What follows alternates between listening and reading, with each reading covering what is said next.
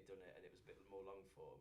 So like I cut it down and made it really snappy, and it just popped off straight away. And we were like, this is crazy. But it feels like great when you have that kind of little moment. But I mean, aside from that, you had Russ from Block Party. Yeah, that was a big one. That was pretty good. So again, didn't know the guy at all. Yeah. Just reached out, DM'd him. Just DM you. Just DM'd him. And he said yes. Met up with him in person? Yeah, he came to the hotel where I work, and nice. And that was it. And like another thing that I'm really lucky with, I work in a central London hotel. Yeah. So I get to record them all there. Yeah, amazing. Which is like a great central London space. Anyone can sort of get to it. So I've done, I reckon, maybe about 3 over Zoom, and that's awesome. it. So you know, you're gonna have a better atmosphere, aren't you? I prefer podcasting in person. Of course. When we do ours in the studio, we always just go, like everyone's in person no matter what. Yeah. So whether it takes like a few months to get a guest. Exactly. I'd rather wait and do it. Yeah. Do it justice. Sounding good? Oh yeah. If you just put that right to your mouth for the whole time, it's an SM58, so it needs a bit of that. A few 2-2s, if you'd be so kind. 1 2 1 2 1 2 1 Lovely. 2. Yeah. Sweet. So format-wise, it's all pretty simple. Yeah. I've got an intro that I do. Got a few words about yourself. Yeah. We'll talk for 10 minutes, 5 minutes, 15, however long, just back and forth a little bit about who you are and what you do. Yeah. I'll then ask you to introduce the album. Yeah, a little bit about the album, and then we'll basically go through it, really. Do you mind if I have my phone just here so I can like look at the album? Because I'm gonna forget the names of tracks, and I don't want to forget the names of tracks. I'd rather be more concise. Is fine. Well, look, we're pretty much ready to rock and roll. So before we start, do you mind if I just go for a quick piss? I was going to suggest that. Go on, have a piss. I'll go after you, I think.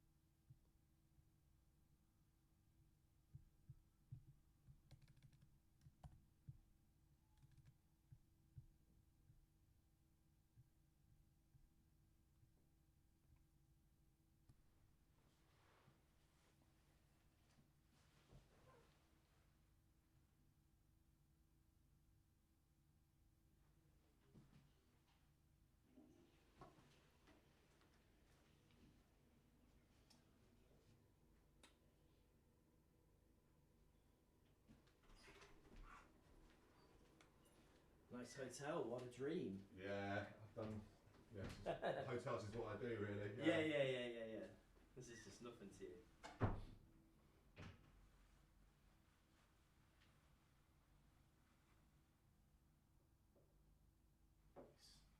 Camera line, baby. 888.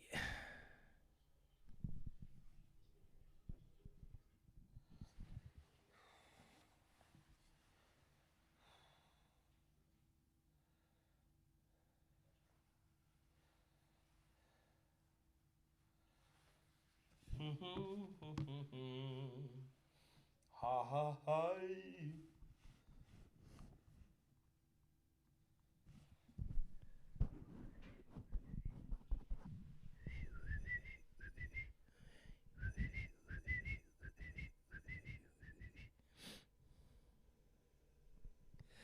How can you win?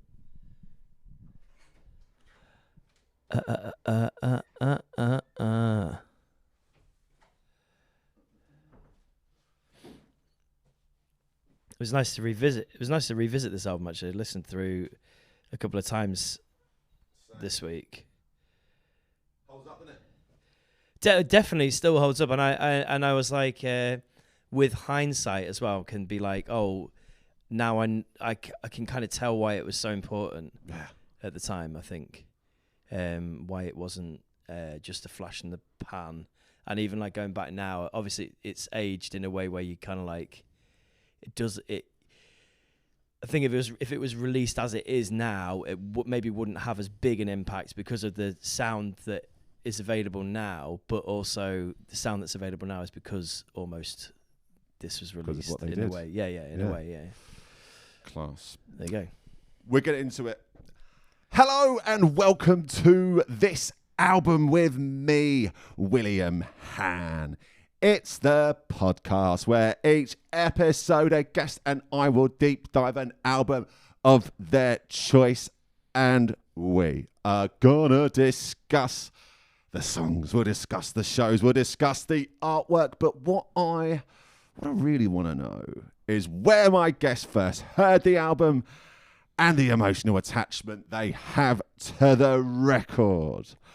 Well, today, or tonight I should say, I'm joined by a man that is adding to the rich cultural history of the great town of Lincolnshire. It's a town whose musical lineage includes Ella Henderson, Holly Humberstone, and the Bonzo Dog Doodah Band. So given the pressures to stand out in such a musically rich town, today's guest saw an opportunity and relocated to a quaint little off-the-grid city called Manchester.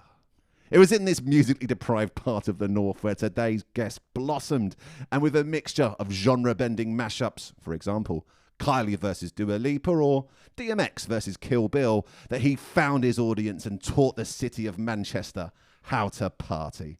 You can find today's guest tearing up dance floors or festival stages around the UK.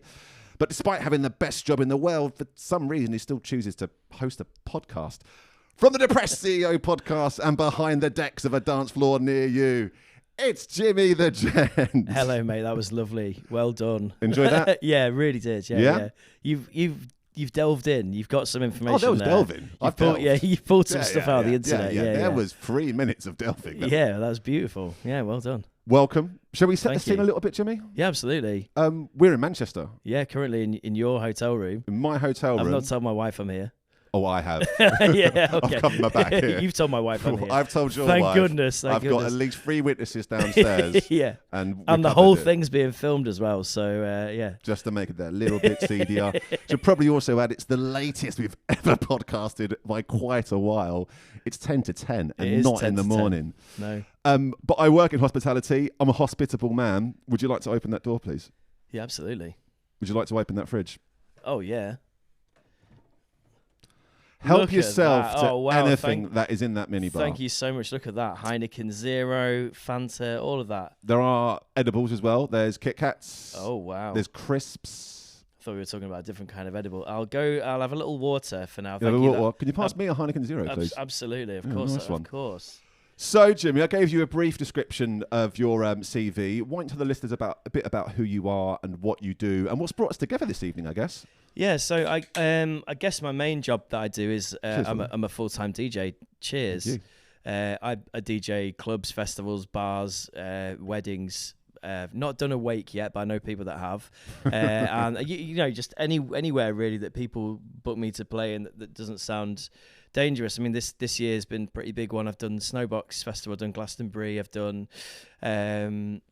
Kendall Calling. I've just come back from Green Man Festival, and I've got a couple more bits lined up this weekend and next weekend. I'm playing at Don Valley Bowl in Sheffield with Reverend and the Makers. And how'd that come about? Is that someone you've worked with? So I work with John from Reverend and the Makers on a little party called Day Fever, which is not a little party at all. It's massive, and that's what I'm doing next weekend. I'm representing Day Fever. It's sort of a daytime party which it runs from 3 till 8 p.m. So like rave. So later than we're out tonight. Yeah, absolutely. Yeah. This is past my bedtime, but luckily I'm DJing tonight, and also this sort of time slot actually kind of suits this album, I think, because this probably feels would be appropriate. Actually, around the time that I would be listening to this album, I reckon. Yeah, class. So it feels nice. It feels right. Nice. What's your vibe on the decks? Well, I mean, if I get to play like whatever I want, I'd say that I mix a variety of music in a hip hop style. So nice. I admire hip hop DJs. I'm not much of a scratch DJ, although I give it a go. But I like to mix kind of quick, and I like to mix things up, so like different genres together. I love like classic hip hop, like boom bap hip hop.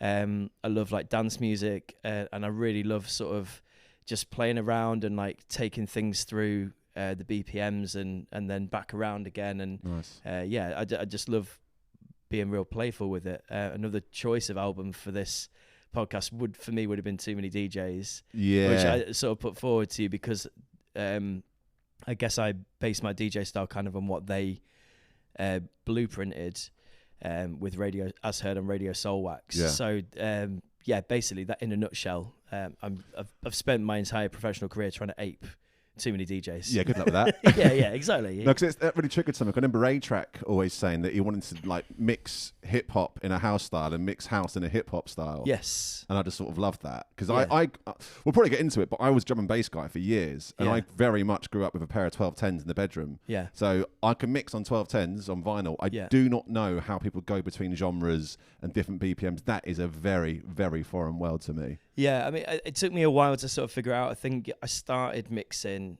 with like probably grime and dubstep Right. and 140 stuff, but I was an indie kid moving into sort of DJ world, and then through going to university and stuff, just like got sucked into the drum and bass realm. And what sort of year would that have been? So probably around 2007, 2008. I think you and I have lived our lives in reverse manners. Yeah. 02 to 04, I was very much a drum and bass guy. Yeah, and then yeah. discovered the world of guitars, and yeah. Lovely. So I mean, it's one of those, isn't it? I think for me, I guess it's an age thing, I suppose. Like as I was going to university, I think you start to branch out from like what's available on the radio, and you start getting into a bit more like late night radio stuff, and you're going out Right. clubbing and stuff. And I went to university in Sheffield. What a city. So great city, and the musical scape there at that particular time was very much like post guitar music, because I think Arctic Monkeys had boomed and bust the city wide open. There were loads of guitar bands in their wake, but at the same time, the most interesting thing, in my opinion, that was happening was this like really, I mean, Sheffield still has this great underground DJ culture where there was a lot of electro music like bursting out. There's a lot of really dark sort of bassline stuff, a lot of like garage, a lot of drum and bass, a lot of hip hop, a lot of grime, a lot of like just all the most interesting sort of I guess it would be underground music then. It's probably a mix between mainstream and underground now, but it was such an exciting time because it felt like something that was really like mine, if that made sense. Oh, yeah. You've got ownership of it. You're there at the beginning of it, and I was there during all of this exciting stuff that was going on. So it felt very, very personal and very, very I don't know, like it felt happening, it felt exciting, and it felt it was all consuming, all encompassing. So I love this. I love when someone sort of finds their scene and finds their tribe. So, like, tell me more about this. Like, what was you wearing? Who was you going out with? What were the clubs like? So I think so this album in particular, can we reveal the name towards of it? But we'll get there. We'll get there. This album in particular, I suppose, came out in September 2008. I moved to university that month. And I think I was already I was a bit of a kind of hip hop skater kid. I was sort of an indie boy, but I never really had the money to buy the clothes. And we Speaking never the language there, brother. and growing up where I grew up, there wasn't really like this sounds really bad or mad. There was no like Topshop, so there was like all the kids that were wearing like Topshop jeans and like Y-cut vests and stuff, or like Y-cut t-shirts.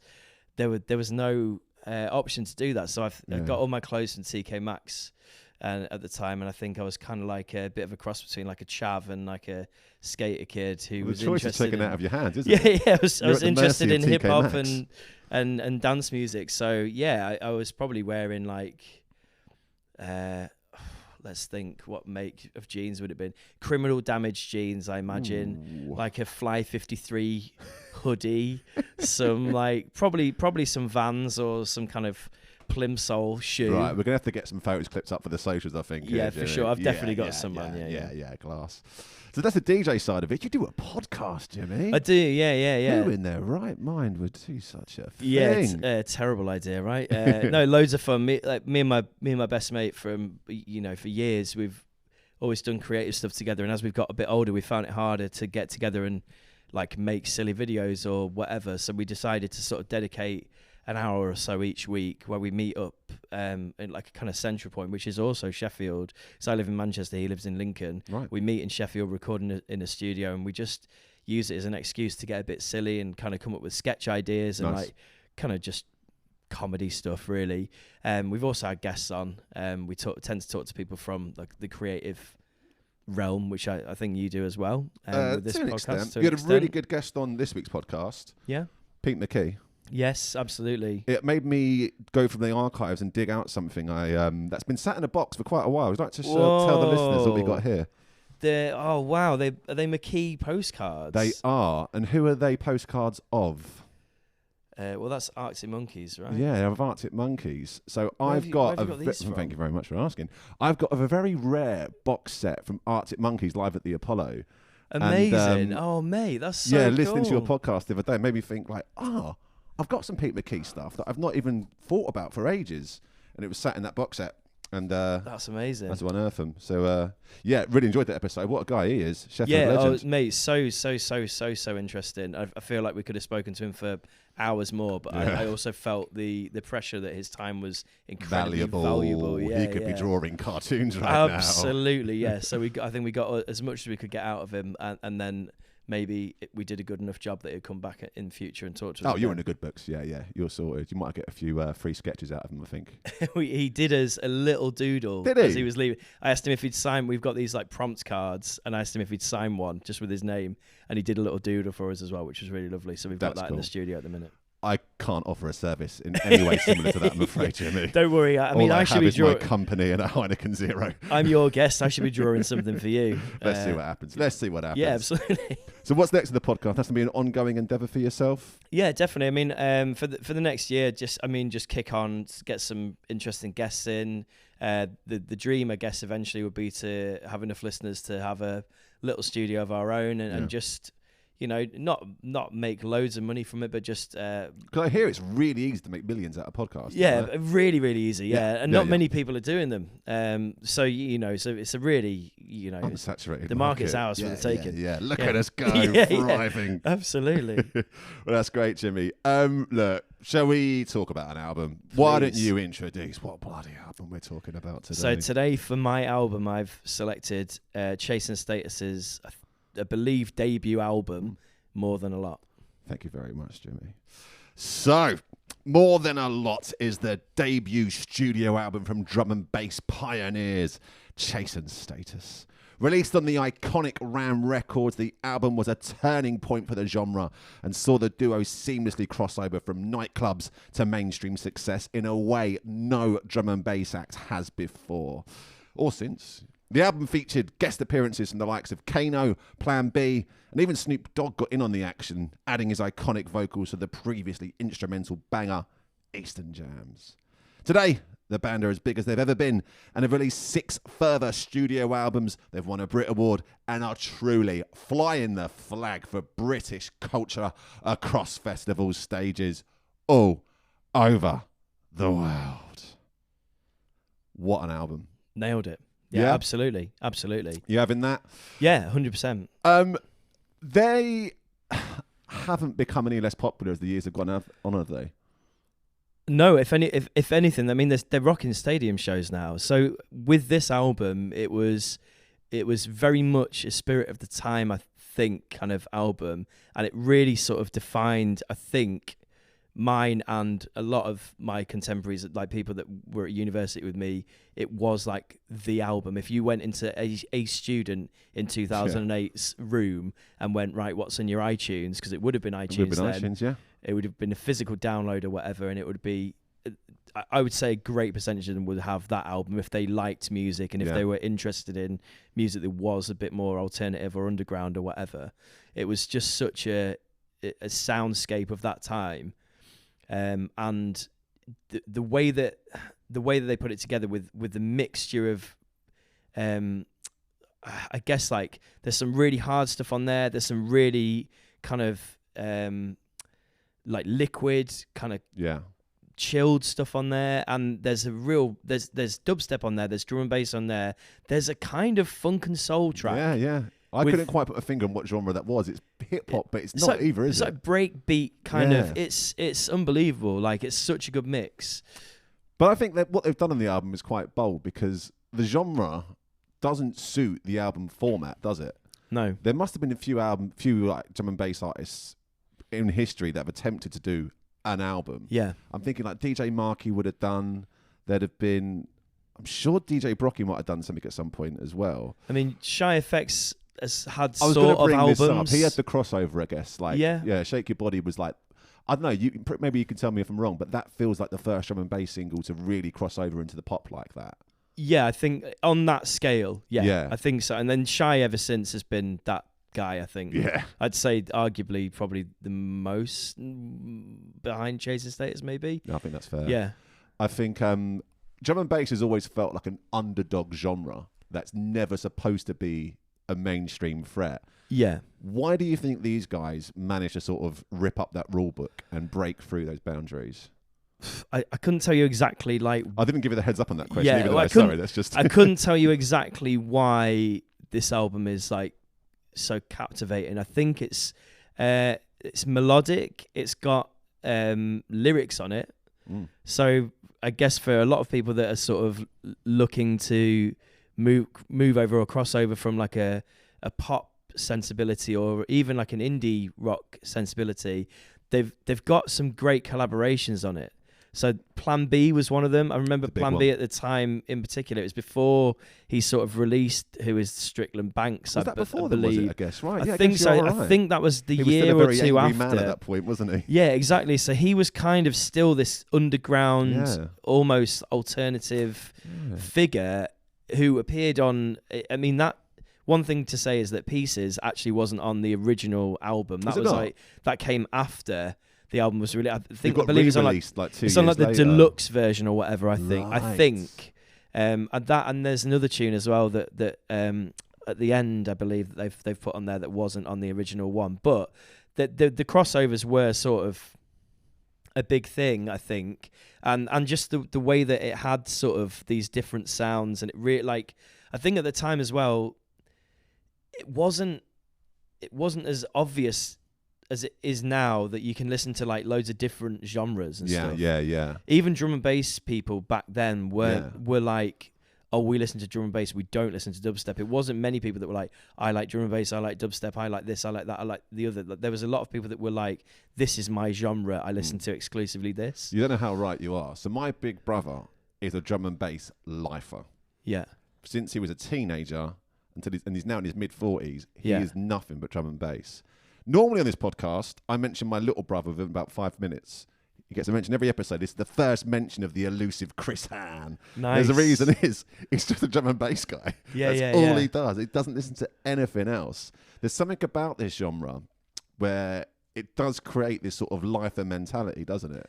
Absolutely. And I feel like it's probably a lot to do with the scene as well and the way that the clubs work and the way that the music is, and like you have to kind of put a lot of research into it. So once you've invested all that time in it and you understand so much about it, then I feel like going backwards or leaving it, it feels like a waste of your time. Like a waste of time or like a waste of knowledge almost. Sure. You know, like you can't leave all that putting behind. Your 10,000 hours into the rave. Yeah, once you've learned about hospitality and Ram Records and you know.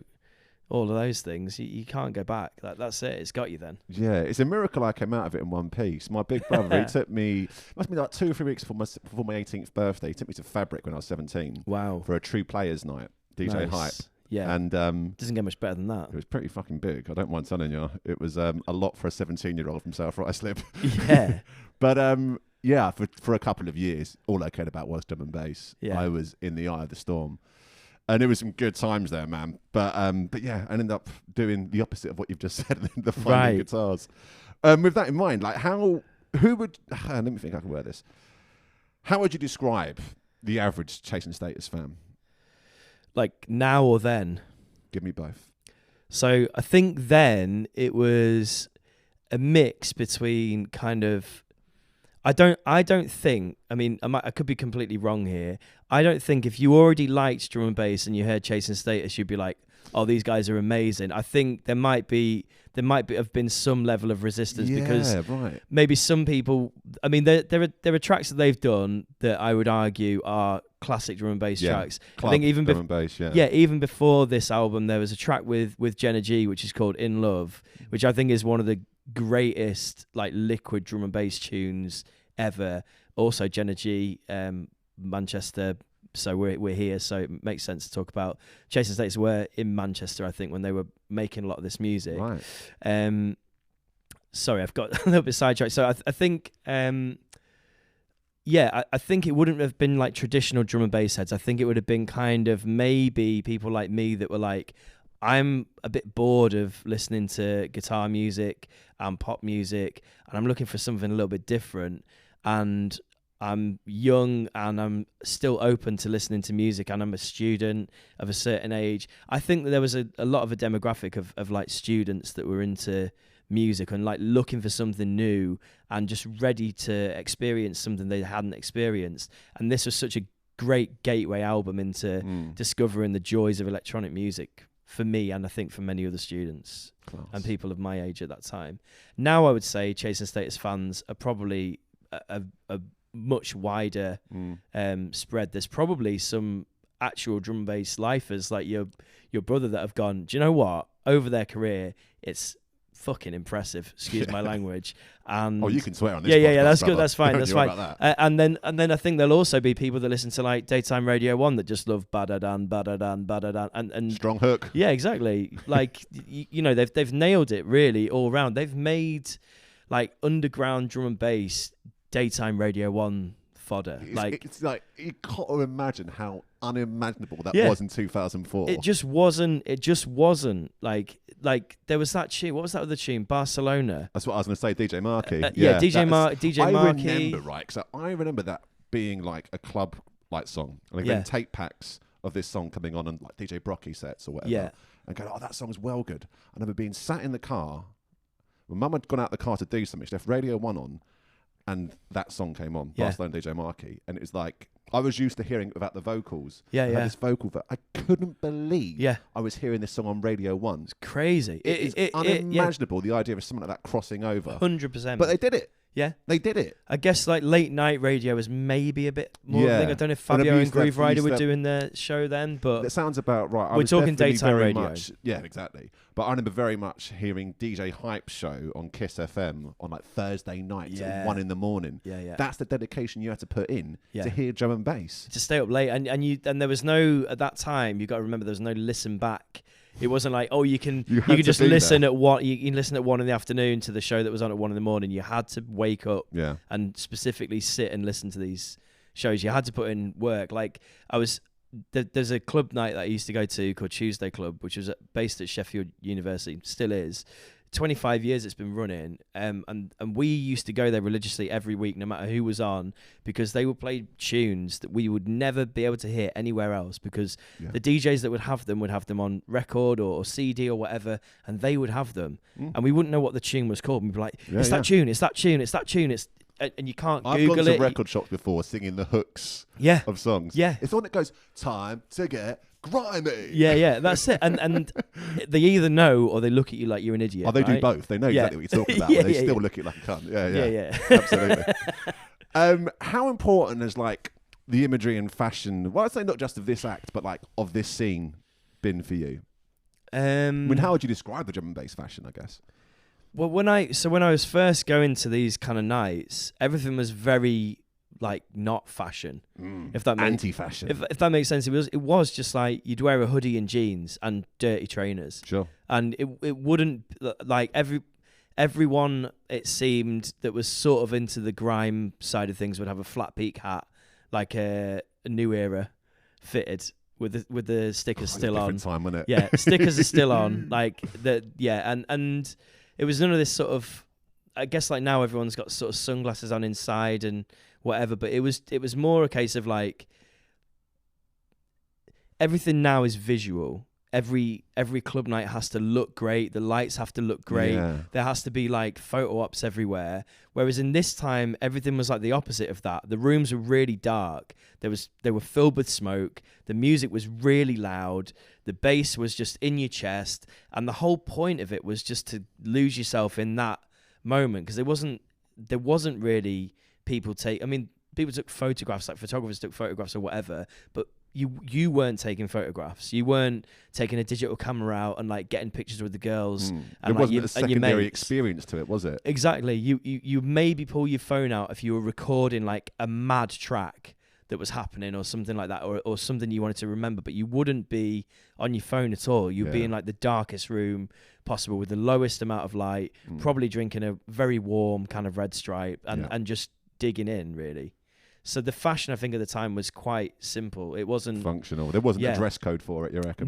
Not really. I think if you did go up, like, I remember going out with my girlfriend at the time's mates, and they were a bit more kind of like, they like going out to kind of fun party bars and stuff. Sure. And I remember they came in heels to a drum and bass night.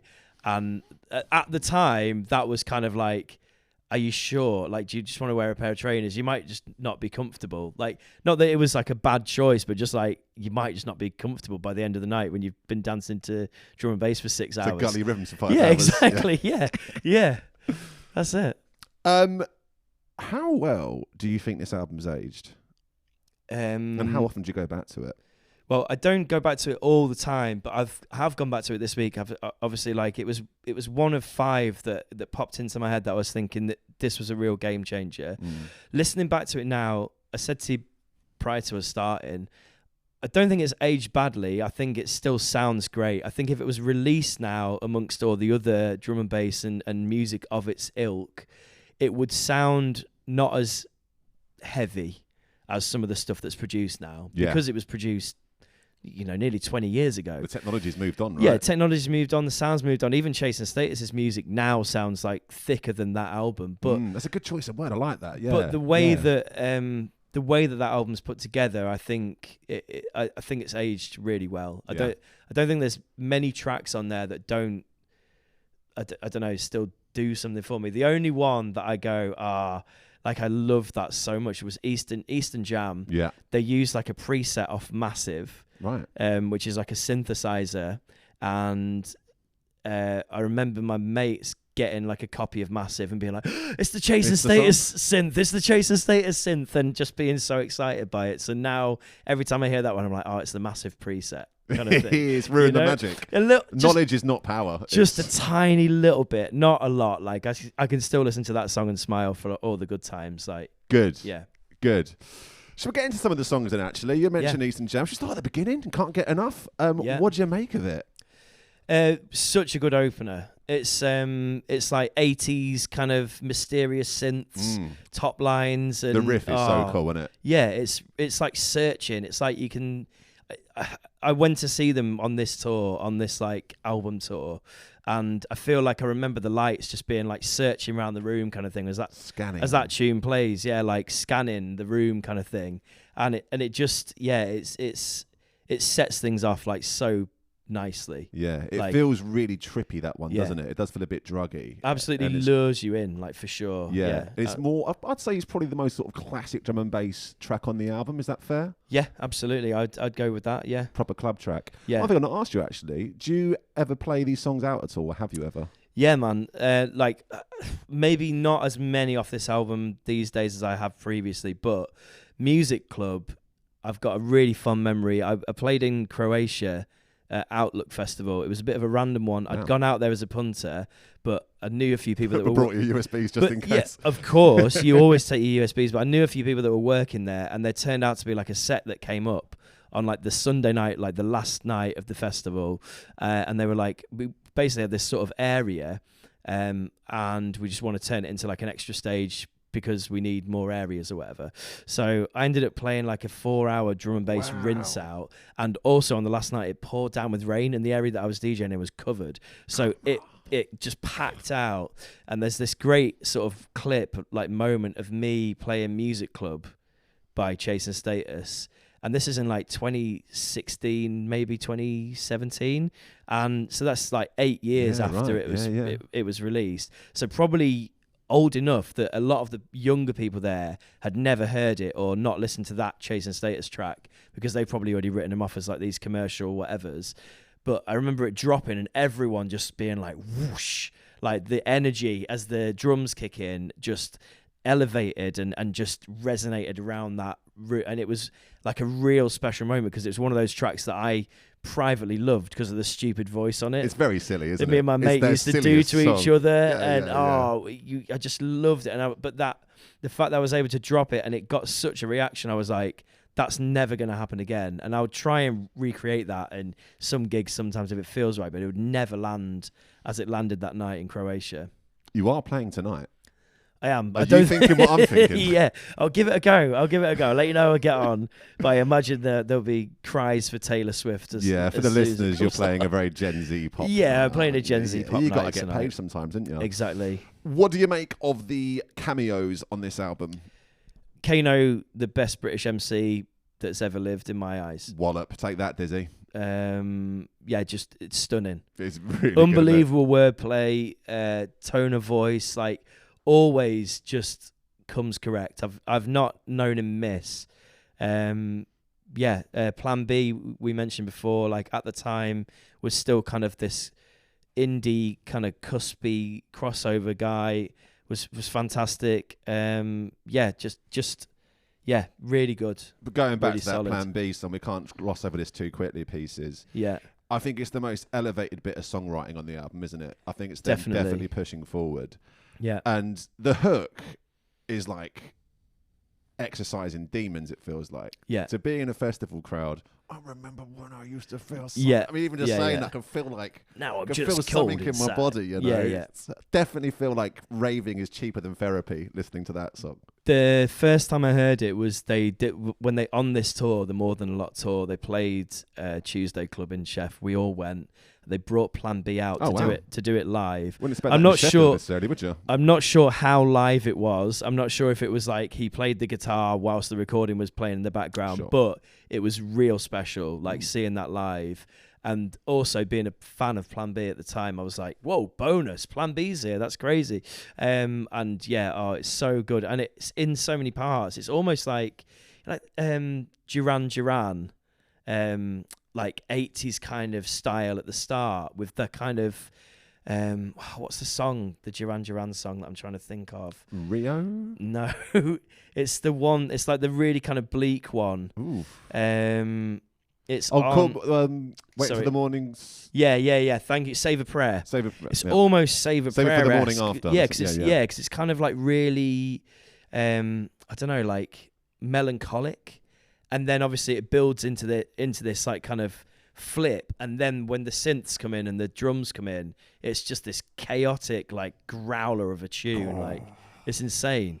Like drum and bass now, like everything's this huge drop and like these outrageous noises. That one is like this slow build and then this huge, like, I don't know, aggressive sort of, weight of noise. And it feels a bit more authentic. I feel like drum and bass now, people are just trying to be as extreme as possible. Yeah. And this just feels like we're extreme because it feels right. And this is us coming from a real place and fucking pushing things forward. Absolutely. And one thing I'd say as well, drum and bass now is sort of, it's meant to keep the dance floor going the entire time. It's energy. It doesn't stop. It doesn't like break into like that track's brave, I think. Yeah, it's really bold, isn't it? Because it takes some bottle to like go from a genre, those nightclub music, to then at a festival stage have a guy come out of an acoustic guitar. Mate, absolutely chaotic. Like when you saw Plan B come out with the guitar, you're like, what on earth is going on? This doesn't normally happen here. This doesn't normally happen here. I suppose around this time as well, it's worth mentioning that Pendulum was sort of doing this. There was a bit of like guitar stuff on Pendulum's album, so I'm not sure if they were borrowing from that or influenced by that, or if it was just like, let's do a collaboration with Plan B and see what happens kind of thing. Yeah, that's actually another good example. I was thinking of other drum and bass acts that have done an album. Their early albums aren't the Pendulum we know now, which is half metal. Their earlier albums are pure drum and bass albums. Yeah, absolutely. They're not very good. They didn't really work as a format, like 7-minute drum and bass songs, Mate, full 100%. intros, full outros, whereas this does. Yes. You know? With that in mind, which songs on this album do work in the club and which ones do not? Against All Odds has always done bits for me. I've always enjoyed playing that one out to the right audiences. Smash TV is an absolute windows out kind of tune. I said it lives up to its name. Yeah, It's absolute smash town. If you want to send the place into an absolute raging inferno, it's Smash TV. Yeah. Also, I thought with that one, how has no one in the drum and bass jungle world ever sampled Guns N' Roses before? Yeah, it's crazy, right? What an absolute tap-in that was for the genre. So it was sat good. there for years and no one used that sample. But then also, I'd kind of go, before this, I think like you say, drum and bass lifers, I feel like they're quite purist in a way. And like, so mixing the genre from a heavy metal band or something. They're like, whoa, we're not going into heavy metal. We're not like going over there. That's not our influences. Our influences come from here and here. And this was like broader. This album was broad. It went, we're sampling Guns N' Roses. We're sampling Axl Rose, mate. That's what we fucking do now. Yeah, that's what we do now, yeah. Love I mean, around this time as well, like dubstep's just throwing in bricked up samples everywhere, isn't it? It's like that, things I guess got a bit more like playful and a bit like you say on this, they are a bit silly sometimes. So that's almost like a silly sample. It's outrageous. It's ludicrous. Yeah. But then they make it work in this crazy way. It's just so good. Like, class. You mentioned the dubstep side of it, Yeah. and there is a song which showed a lot of promise, and then unfortunately went a bit too dubstep for me. Running. I put it's the biggest genre change on the album. It's like an 80s disco stomper, and it sounds fucking great. Yeah. And then it goes with dubstep. And it's also slower than dubstep as well. I think it's like 130 BPM, not 140. So it's kind of like a Very jarring in a few ways. Yeah, it's kind of a half-timey one. But it was one of those ones that I think if I can go back and defend them in a way, like it was almost a bit of a break during when they performed this live. It was almost a bit of a break in the set between all your drum and bass sort of stuff to like slow it down and give you a bit of a moment to breathe. So it's quite interesting to see live because it kind of swells and like moves, but it is a bit like, it's kind of slow and like it's not really got a lot of it. At the time it got a lot of love because it was on this album and everyone knew it really well. But I think, I mean, I probably would skip it now. Yeah, but I do like the disco bit of it. Yeah. And then it goes dubstep and I lose interest. But it did feel like the blueprint for that group Nero that came a few years afterwards. Absolutely. Yeah, sort yeah, of 80s inspired disco stuff. Yeah, bang 100, on. But like 100%. An apocalyptic sort of undertone to it all. Yeah, definitely. What was I going to say? Oh, yeah. What'd you make of the artwork? The artwork's quite simple, right? Yeah, I mean, it's given 2007 paint, isn't it, I think? Yeah, I feel like it's kind of, we'll put something together for it.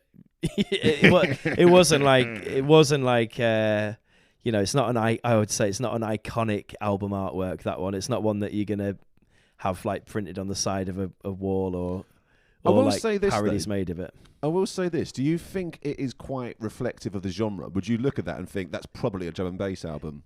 Yeah, I think so. It's made to look like that, isn't it? I think so. You're not going to look at that, what's this new heavy metal? Oh, yeah. That's absolutely. Right, this is good. I'm having a good time. Is there anything about the album we've not covered that you'd like to mention or discuss before we get into the important final chapter? I don't think so at this point. No, I think. Yeah, no, it's brilliant. There was one more that I was going to mention that works really well in the club. I know what you're going to say. Take Me Away. Wow. Take Me Away. What a banger.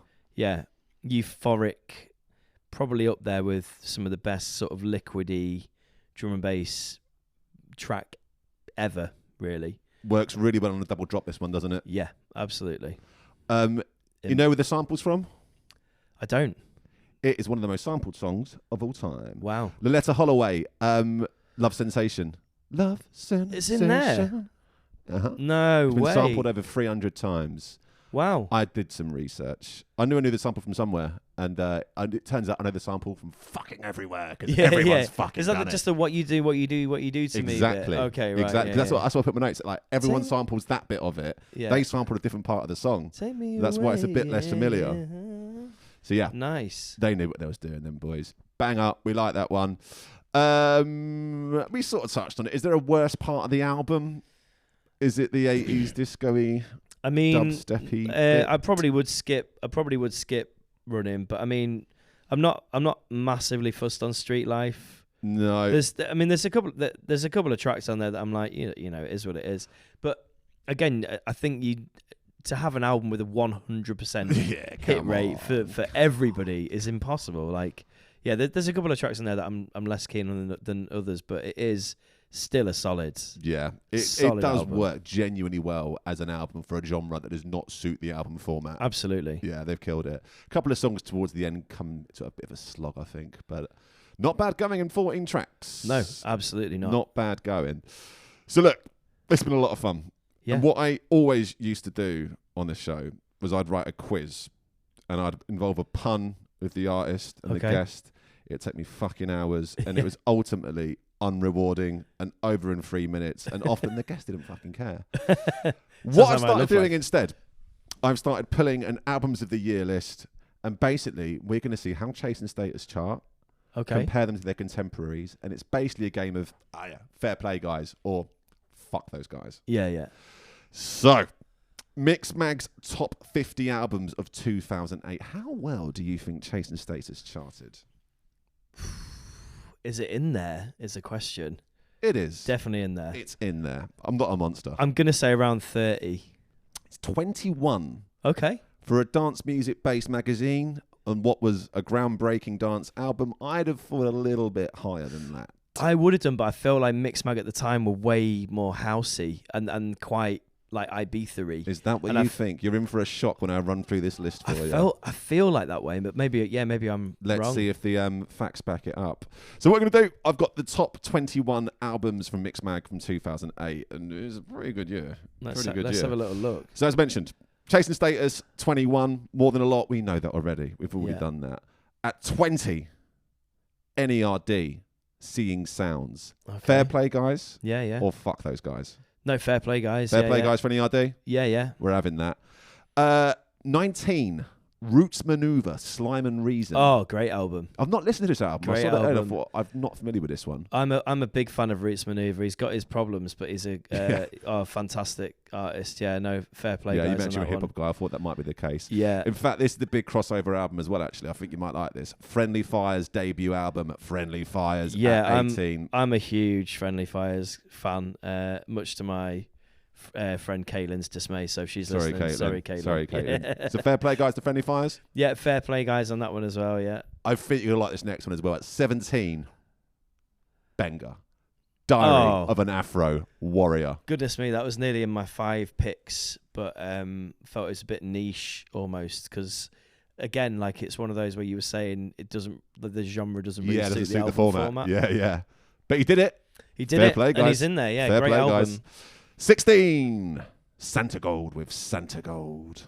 Yeah, I don't mind a bit of Santa Gold. Again, like I'm so broad with my stuff. Like I'm like, yeah, fair play, guys, and that one as well. Fair play, guys. We're gonna get a fucking guys at some point. It's a good year. This is a good year. It's a good year. I've had someone else pick this year. We did the NME list instead.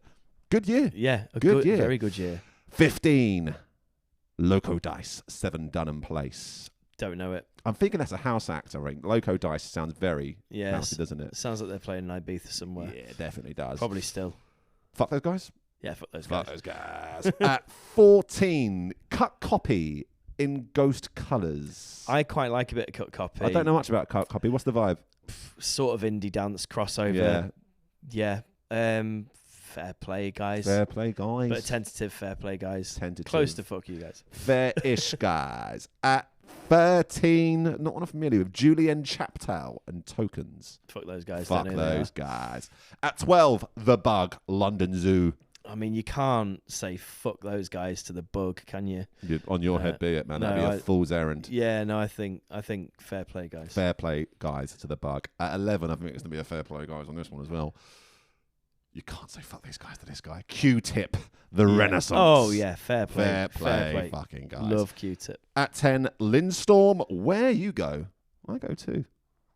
Fuck those guys. Fuck those guys. It's quite boring, Lindstorm. Boring. Number 9, Booker Shade, The Sun and the Neon Light.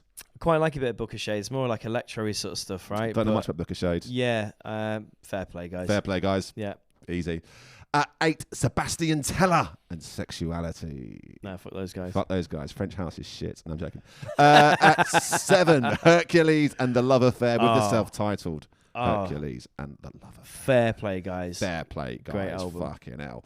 At 6, I didn't realise he was releasing music this early, but Flying Lotus with Los Angeles. Fly Low, yeah. Big Fly Low fan. With Fly Lowers over here. Yeah. Fair play, guys. Fair play, guys. At 5, it gets very enemy like the rest of this list. It's crazy. Yeah. At 5, Late of the Pier, Fantasy Black Channel. Yeah, great album. The Bears Are Coming is a wild tune. It's a wild album. And yeah, and we're going to say it. Fair play, guys. Fair play, guys. At number 4, Portishead with Third. It's not their best one, but fair play, guys. Their third worst, I'd say. Yeah. At 3, Crystal Castles with Crystal Castles. Yeah, I don't think that one's aged very well, so I think Jason Status could have gone higher. Well, one of them's cancelled as well, so definitely fuck those guys. Oh, I didn't know that. Fuck those guys. I'm about the third person in this podcast I've had to tell that to, but yeah. Well, I think maybe because I've not thought about Crystal Castles since We've 2008. We've had a lot going on. Yeah, exactly. Yeah, big time. Big time. At number 2, it is a fantastic band with fantastic singles, and it's a pretty poor album with 3 incredible singles on it. Care to hazard a guess? 2008? It's not going to be Kings of Leon. No, because they have no good singles in 2008. I don't know. Is it like electronic? It's electronic indie. I want to sing the riff to you. Do do do do do do do do. Oh, it's MGMT. MGMT. Oracular Spectacular. Fair play, guys, or fuck those guys. Fair play, guys. It's a great album. When you write songs like Kids, you are a fair play guy territory. Yeah, that was very much that era as well, defining, I think. Very much so. Still sounds good. Number 1, the best album of 2008, according to Mix Mag, which is 20 places higher than Chosen Status. Hot Chip, Made in the Dark. I do love Hot Chip. It's all right. That you look like a Hot Chip fan. It's got to be said. I do. I reek of Hot Chips. You are giving Hot Chip energy. No, I reek of Hot Chips. Welcome to Manchester. Yeah, no, fair play, guys. Fair play, that's a good album. That's a good guys. album. It's got Ready for the Floor on it, right? I think that's right. Yeah, because the big one was 2006. Yeah. That stands up. Over and over and over. Sorry, carry on. You'd know, you're a Hot Chip fan. Yeah, of course. Yeah, of course. This has been fun, Jimmy. I've loved it, mate. This has been fun. What a year 2008 was, man. Yeah, we need to revisit it more often, I think. Well, this is what the podcast is fucking doing, man. Yeah. I can't live in the modern age, apparently. It's not an option. I keep forcing people to choose albums from their teenage years. Unfortunately, I'm stuck in the mid-noughties. You really struggle with 100 gecs. Oh, man. Thanks for listening to that one. What a roller coaster that was. I enjoyed that. That was great. Well, look, this is your chance to tell the people what's going on in your world, how they can stay on top of things, anything you want to plug or promote. This is the moment, Jimmy. Well, thank you. Check out my DJ stuff at Jimmy The Gent DJ on all platforms and channels. I've got a recent mix up on my YouTube, which I'd love a bit of extra viewership on. What's the vibe on that? It's kind of disco-y mashups, I'd say. So like some disco R&B and just really kind of fun. It's filmed live out in the Alps from Snowbox earlier this year. And check out my podcast, Depressed CEOs Podcast, on all platforms. You'll be able to find us. Jimmy, you have been absolutely class. Mate, thanks for having me. I've been William Hann. He's been Jimmy the Gent. They've been Chasing Status. And this has been this album.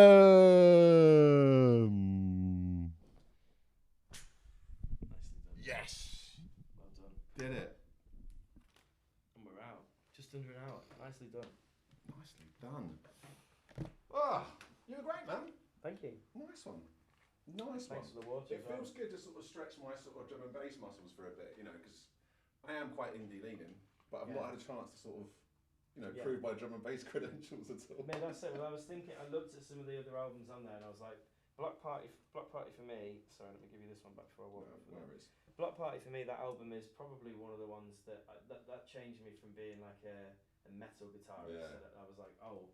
To be fair, probably should have pushed you a bit on that top cool. 5 actually. There's much to discuss there. Yeah. But no, because like, we've got a live show in a couple of weeks, and my guest, I booked him months ago, and he said about 3 months ago You said, I want to do block party before anyone else does. Yeah. And he sort of saw you coming in the distance. Fair play. and again, like, it's quite an obvious choice because I think a lot of people would say that one from that time. And I was like, whereas Chasing Status, that one, it's like it might not be a lot of people going, what that album? But then actually when you listen to it, I think it holds up. You're going to be great. You'll be great, Jimmy. Thanks, man. What I'll do, probably about 3 weeks' time, I reckon, I'll release this one. Yeah. If you could like share, post it and stuff on the time. Well, if you want to collab, post me and my podcast. Exactly, yeah, of course. I'd appreciate that. We'll do all of that. Any clips or anything as well, do the same. Yeah, we'll see. We'll share it on all our channels and repost it on TikTok and all that sort of stuff. Yeah, we're doing all right. That'd be much appreciated. Because we're quite visual, we've got like a relatively decent amount of followers on our visual clips and stuff. Just like fuck all listeners. So yeah. Well, listen, you got to keep sticking with it, and you got to keep plugging it, and that's very much what I'm doing. And it's been I'm sort of proud of myself, but I have done an episode a week now since I started in January. Love it, man. I intend to keep on fucking doing it. Keep going, man. Yeah. Right, enjoy the rest of your time in Manchester. Lovely meeting you, man. Take care.